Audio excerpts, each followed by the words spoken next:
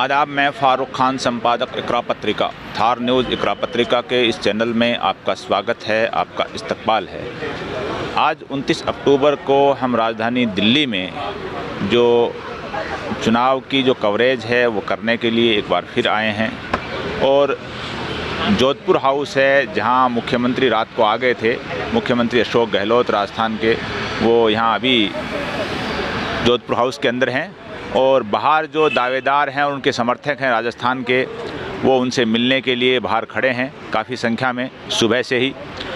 और आज जो शाम को बताया जा रहा है कि 29 अक्टूबर को राजस्थान को लेकर के जो स्क्रीनिंग कमेटी की जो मीटिंग है वो एक बार फिर होने वाली है और उस स्क्रीनिंग कमेटी के अंदर जो बचे हुए नाम हैं उनके ऊपर चर्चा होगी, उन नामों को फाइनल करने की कोशिश की जाएगी।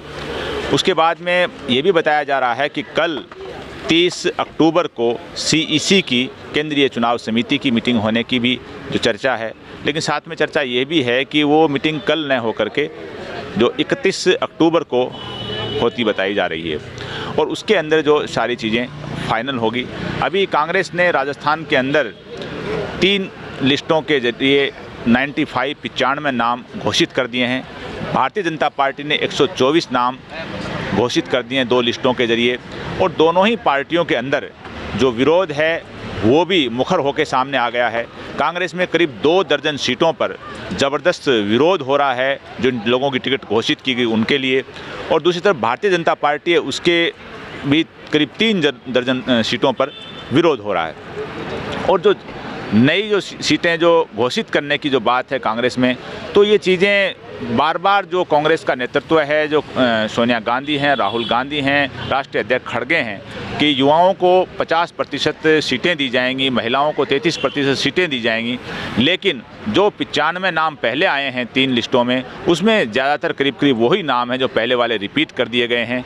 तो ये भी एक संभावना है कि जो आगे की जो सीटें हैं वो भी करीब सभी को रिपीट किए जाएंगे। लेकिन इन चीज़ों को लेकर के वो लोग विरोध कर रहे हैं जो दावेदार हैं और पिछले 3-4 चुनाव से लगातार दावेदार हैं और उन लोगों की उम्र भी 55-60 साल हो चुकी है। और उन लोगों का जो मानना ये है कि अगर उन्हीं लोगों को रिपीट किया गया और हमें अगर वंचित कर दिया गया तो फिर हमने जो 25 साल 30 साल पार्टी की सेवा की है, पार्टी के लिए दरियाँ बिछाई हैं, पार्टी के कार्यक्रम आयोजित किए हैं, तो फिर हमारा क्या बटेगा कि युवाओं की टिकट के 50% की देने की बात करते करते हम लोग 60 साल के हो गए हैं। लेकिन अभी भी अगर उन्हीं पुराने लोगों को रिपीट किया जाता है तो फिर इसका खामियाजा है वो पार्टी को भुगतना पड़ेगा। तो इन सब चीज़ों के अंदर ये है कि जो पार्टी लीडरशिप है, ख़ासतौर से राहुल गांधी हैं, वो अपने जो सर्वे जो जिताऊ लोग हैं और जिन लोगों से जिन नियम कायदों से वो टिकट देना चाह रहे हैं वैसे ही देना चाह रहे थे, लेकिन जो मुख्यमंत्री अशोक गहलोत हैं उन्होंने पूरी तरह से दबाव बनाया वर्तमान विधायकों के लिए, जो पूर्व के हारे हुए प्रत्याशियों के लिए, निर्दलियों के लिए, जो बसपा से कांग्रेस में आए उनके लिए, उनमें बड़ी हद तक वो टिकट दिलाने में कामयाब रहे। और अभी भी वही चिंतन मंथन एक तरह का बताया जा रहा है कि चल रहा है कि उन्हीं लोगों को रिपीट कर दिया जाए, लेकिन साथ में जो लोग विरोध कर रहे हैं वो भी अपनी जगह हैं। और जो चूरू एक सीट है वहाँ से भी कई लोग दावेदार हैं। कामा है, कामा का ज़बरदस्त विरोध हुआ है और वहाँ उस टिकट को भी होल्ड पर रख लिया गया है।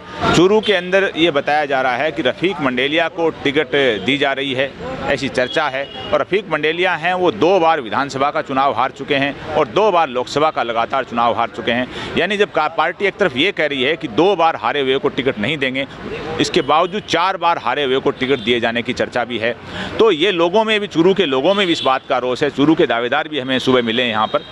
और इसी तरह से जो जयपुर में जो मालवीय नगर सीट है वहाँ से अर्चना शर्मा को जो टिकट दी गई है वो भी लगातार 2 बार चुनाव हार गई थी, उनको लेकर के भी ज़बरदस्त विरोध है और उनका विरोध भी AICC और PCC तक ज़बरदस्त रहा है। तो ये तमाम तर विरोध जो रहे हैं। इसके अलावा जो पोखरण की सीट है उसमें बताया जा रहा है कि जो मंत्री हैं साले मोहम्मद उनको रिपीट किया जा रहा है, लेकिन एक चीज़ है कि जो जैसलमेर सीट है उस पर वो चाह रहे हैं कि कर्नल मानवेंद्र सिंह को टिकट दिया जाए, तो उसमें वो सीट है वो एक अटकी पड़ी है। शिव की जहाँ तक बात है तो शिव में जो पूर्व मंत्री और वर्तमान विधायक हैं अमीन खां या उनके परिवार को टिकट देने की चर्चा है, लेकिन साथ में वहाँ के जो जिलाध्यक्ष हैं फतेह मोहम्मद, उनका नाम भी तेज़ी से ऊपर बढ़ रहा है और उन दोनों के बीच में भी वो सीट है वो एक तरह से फंसी हुई है। तो ये सारी जो चुनावी चर्चाएँ हैं जो यहाँ हो रही हैं और शाम को जो स्क्रीनिंग कमेटी की मीटिंग होगी उसके अंदर ये सारी चीज़ें बहुत सी फाइनल होगी। फिर सीसी की मीटिंग के बाद टिकटें डिक्लेयर होंगी, जिसकी संभावना है कि 1 तारीख और 2 तारीख को एक किस्त और आ सकती है लिस्ट। उसके बाद में फाइनल लिस्ट है वो 4 या 5 तारीख को आने की संभावना है। आज के इस एपिसोड में बस इतना ही। जय हिंद, जय भारत।